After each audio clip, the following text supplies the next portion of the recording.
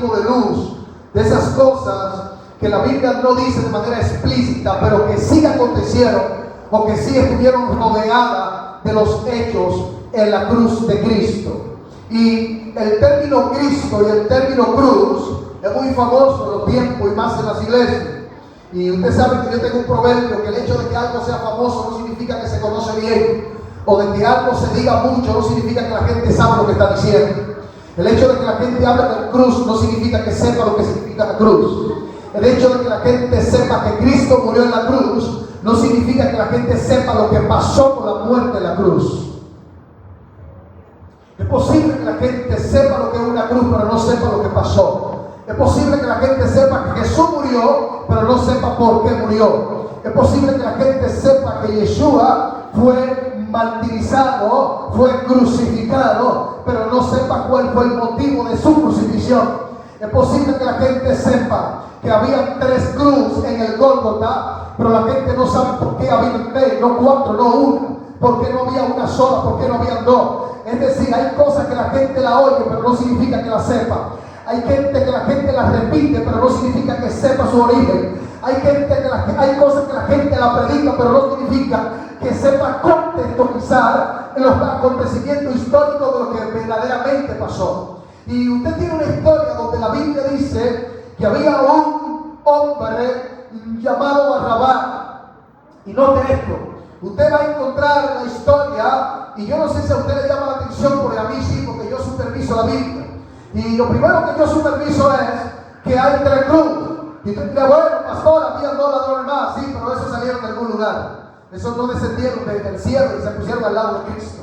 De algún lugar salieron esos 2 ladrones. ¿Dónde estaban? Y usted podrá decir, bueno, cuando Cristo llegó al Calvario, ya esos ladrones estaban allí crucificados. Claro que no. Claro que no. Porque si hubiese estado allí crucificado, ya hubiese estado muerto. Pues a la hora que crucificaron a Jesús, no se crucificaba más nadie antes de la hora. Lo que significaba que lo crucificaron a los 2, a los 3, el mismo día, a la misma hora. ¿De dónde salieron los 2 ladrones entonces? ¿Dónde estaban? ¿Quiénes son? Aleluya. Gloria a Dios. La Biblia dice que había una revuelta en Jerusalén. Un grupo se había rebelado en contra. Por eso usted ve que cuando usted lee, leímos Juan, pero cuando usted hace intertextualidad y usted lee en el libro de Mateo capítulo 27, dice que Pilato, queriendo que no se haga murmullo. ¿Cómo así que no se haga murmullo? Es decir, él no quería otra revuelta. ¿Pero por qué otra? Bueno, otra porque ya había una frente. Y esa que había es donde esa revuelta había resultado muertos algunos romanos. Y entonces Pilato tenía un problema, porque si moría otro romano más, a Pilato lo iban a expulsar de su cargo. Y posiblemente Pilato corriera peligro por su incompetencia. Y por eso en esa revuelta agarraron a Barrabás y agarraron a los dos que estaban al lado de Cristo y lo metieron preso a los 3. Es decir, cuando establecieron el juicio, llevaron a juicio a Barrabás y llevaron a juicio a los 2 que estaban al lado de Cristo. Y cuando lo llevaron a juicio, los 3 fueron encontrados culpables. Por tanto, ese día no iban solamente a crucificar a los 2 ladrones, también iban a crucificar a Barrabás. Por tanto, la cruz que Cristo llevaba arriba no era la cruz de él, sino la cruz de Barrabás. Pregúntele a alguien, ¿qué pasó en la cruz? ¿Qué pasó en la cruz? Aleluya. Algunos que se van más allá de lo que simplemente dice el texto, la historia, han dicho que Barrabás era un hombre alto, más alto que Cristo. Por tanto, la cruz que llevaba Cristo no era para su tamaño ni para su cuerpo. Dios mío. Algunos dicen que hubo que buscar a uno que le ayudara con la cruz, y de ahí sale el cirineo, porque la cruz era un madero muy grande. De hecho, yo no sé si usted ha visto que dentro de los parámetros y dentro de los dibujos históricos que usted ha visto, la cruz de Cristo sobresale de tamaño por las demás que estaban al lado. Y es que Barrabás primero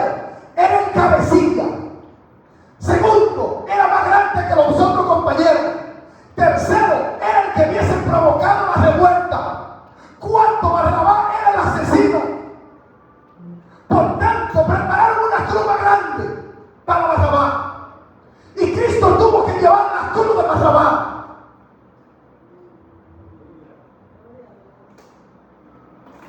Otros se atreven a decir que según algunos registros históricos, uno de los primeros predicadores que le predicó a los gentiles fue Barrabás.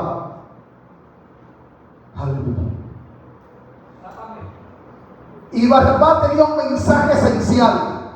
Cuando Barrabás le llegaba a la gente, ¿qué le predicaba? Y le decía: yo soy un muerto vivo porque alguien murió en mi lugar.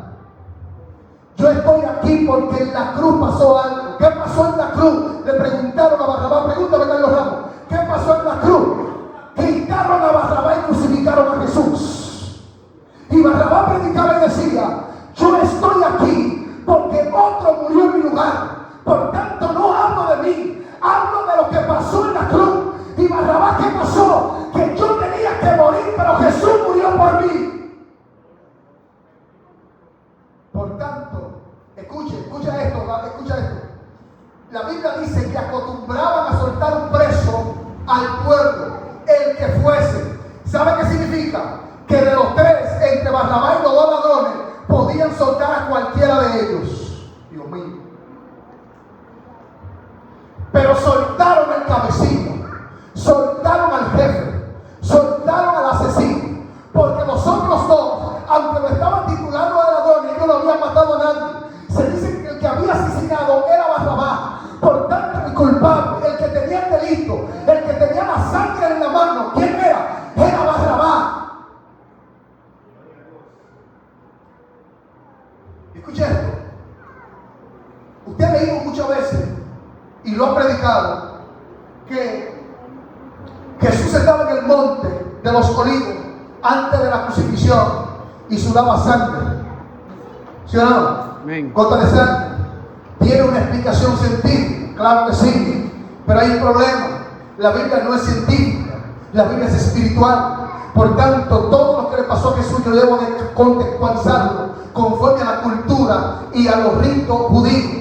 Cuando iban a inmolar un cordero, el cordero se llevaba a la purificación y se agarraba sangre y se le ponían los glóbulos de la oreja al cordero. Es decir, el cordero todavía no había sido crucificado, pero ya tenía sangre encima. Se agarraba y se llevaba donde el sacerdote y ese cordero era lavado. ¿Qué pasó con Jesús? Dice que estando él en Betania, entró una mujer con un perfume de alabastro y dice que ungió su pie, ¿sí o no? El cordero primero era lavado. Agarraban y lavaban el cordero antes de ser inmolado. Lo purificaban, lo limpiaban. Y dice que esa mujer con su cabello arrojó el perfume en sus pies y con su cabello secó los pies de Jesús. Dice que después que ese cordero era lavado, ese cordero era secado. Y después que era secado, era perfumado. Y después que era perfumado, se tomaba sangre y se le ponía en la oreja. Después que Jesús fue perfumado, después que le lavaron los pies, subió al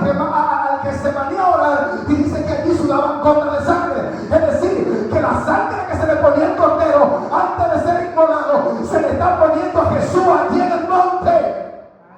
Dios mío, estoy solo hoy. Bendito Dios.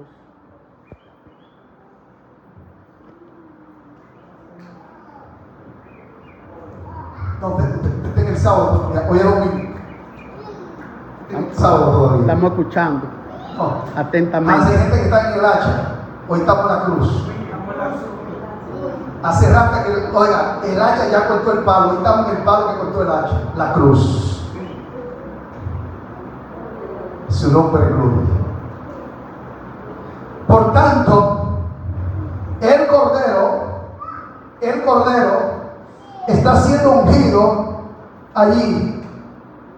Aleluya. Y se dice que por frío, porque las ovejas regularmente no se bañaban, las ovejas nada más se limpiaban y alisaban el cabello. Es decir, cuando tú la bañabas, las ovejas comenzaban a dar gritos de frío. Y cuando le estaban ungiendo, era el único grito que hacían las ovejas.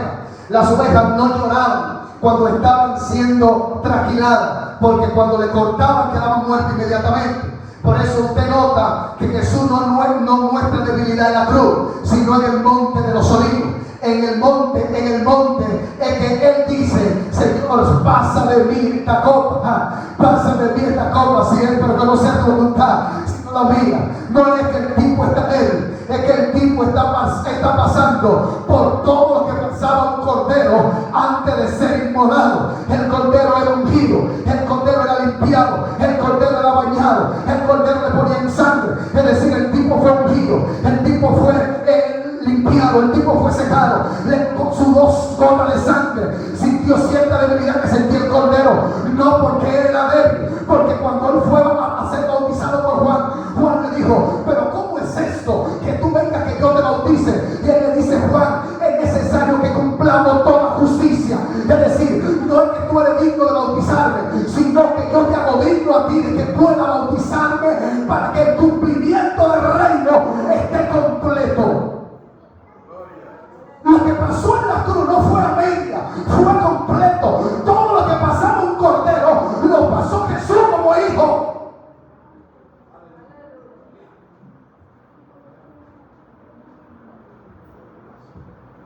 Aleluya. Tercero, ¿para qué moría el cordero? ¿Para qué? ¿Para qué? Perdón de los pecados. ¿Para qué moría el cordero? Para traerle refrigerio a alguien que era culpable.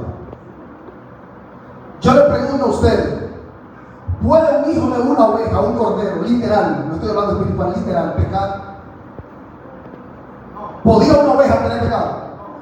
¿Podía el hijo de una oveja tener pecado? Y tomaban el cordero porque es imposible que un cordero peque. Y la Biblia dice que Él es el Cordero de Dios. Gloria. Oh, gloria a Dios. El Hijo. Porque Levítico 19 dice que no se podía tomar un hombre para que perdonara a los hombres, porque todo hombre era culpable de juicio. Por tanto, para poder liberarte del pecado, el que te liberaba tenía que ser libre de culpa. Si estaba culpable, no podía. Por tanto, cuando hablamos de que Cristo es el Cordero, es el que no tenía culpa y pagó la culpa por ti y por mí.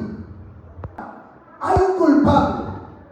Y a Cristo, escuche esto, Cristo podía ser crucificado 1, 2 semanas después de ese evento. Pero como Él vino a morir en nuestro lugar, al primero que salvó fue a Barrabás.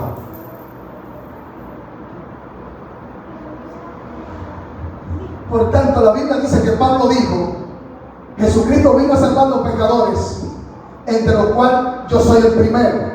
Yo sé que Pablo está diciendo eso por la culpa que él tiene, pero yo quiero decir que me parece a mí que el primero que dijo eso fue Barrabás.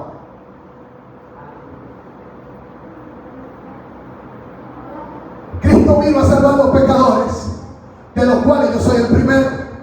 Y cuando Jesús está con sus discípulos, dice que está repartiendo el pan. La Biblia dice que Jesús dijo, oye, haz lo que tienes que hacer, diciéndole a Judas, va a ser que vaya a entregarlo. Y dice que le dijo, ha llegado mi hora.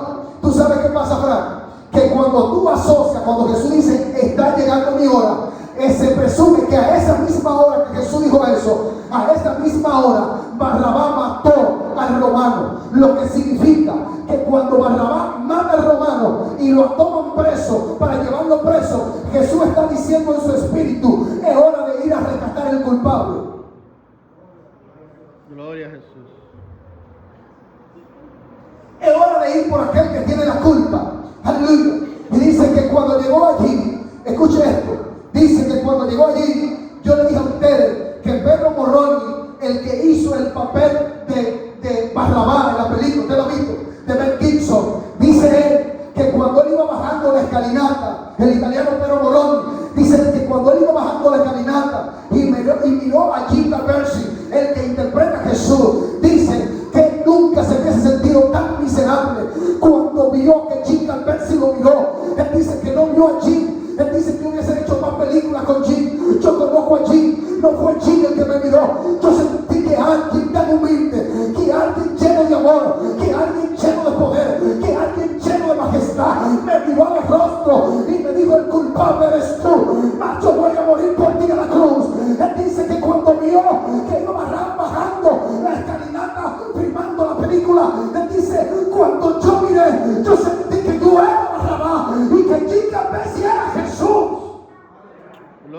Jesús. Dice jamás en mi vida volví a ser igual. Jamás. Después de esa mirada, la historia cambió. Y Barrabás, que era un héroe judío, por eso usted ve que la historia dice que cuando pidieron a Barrabás, Pilato le preguntó: ¿y qué haremos? ¿Y qué haremos con Jesús llamado el Cristo? Entonces ellos le dijeron: usted iba a crucificar a nuestro héroe, crucifícalo a él en el lugar de nuestro héroe. Hello, alguien levanta el teléfono. Es decir, cuando usted ve que la Biblia dice que ellos dijeron crucifícalo, eso no salió de la nada. Era que Barrabás ese día iba a ser crucificado. Por eso todavía la gente no sabe por qué había tanta gente. Era que en Jerusalén había una revuelta y ese día iban a crucificar a Barrabás. Y por eso el pueblo fue y dijeron: oigan, hoy van a soltar un preso, vamos a pedir a Barrabás. Hoy todo el mundo tiene que pedir a Barrabás. No podemos permitir que lo crucifiquen a nuestro héroe. No podemos que lo crucifiquen a nuestro libertador. Pero ¿sabe qué? Si crucificaban a Barrabás, el pueblo y el mundo sería esclavo. Si crucificaban a Barrabás, todavía hoy Jerusalén no hubiese sido una nación. Pero crucificaron a Yeshua y lo liberó. Si crucificaban a Barrabás, terminaban los cenotes, terminaba la banda, se acababa el problema. Pero si crucificaban a Jesús, comenzaba el problema. Se lo voy a explicar de nuevo. Con la muerte de Barrabás los problemas se acababan. Con la muerte de Cristo comenzaron los problemas.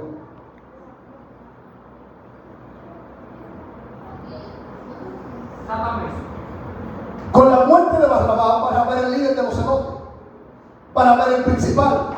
Barrabás era el que dirigía para tumbar a los romanos. Barrabás era el que quería que sacaran a Pilato.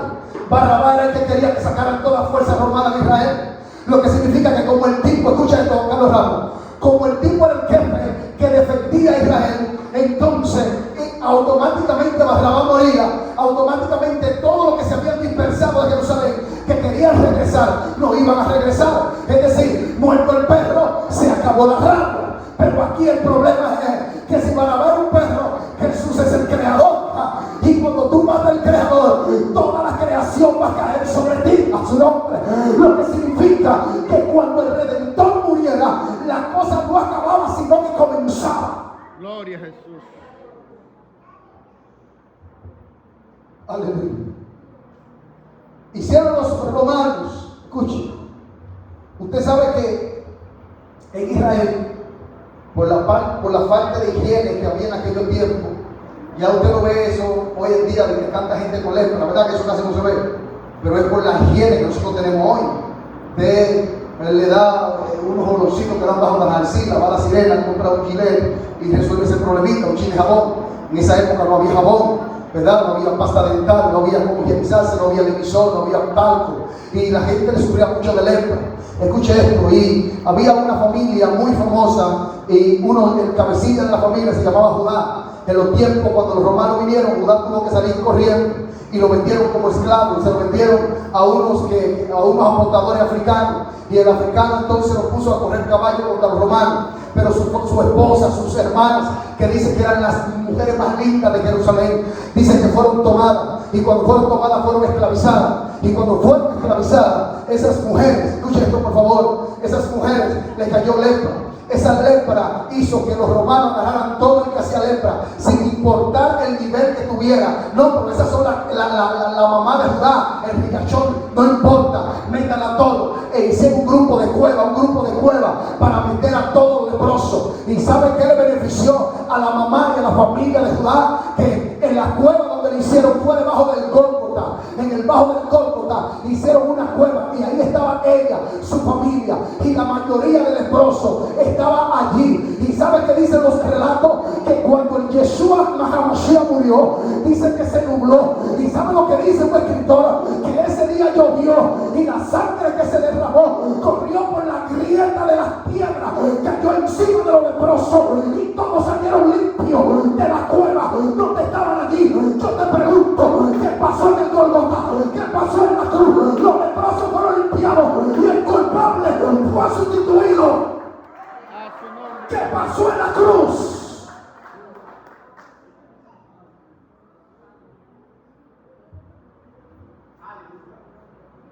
su nombre en gloria.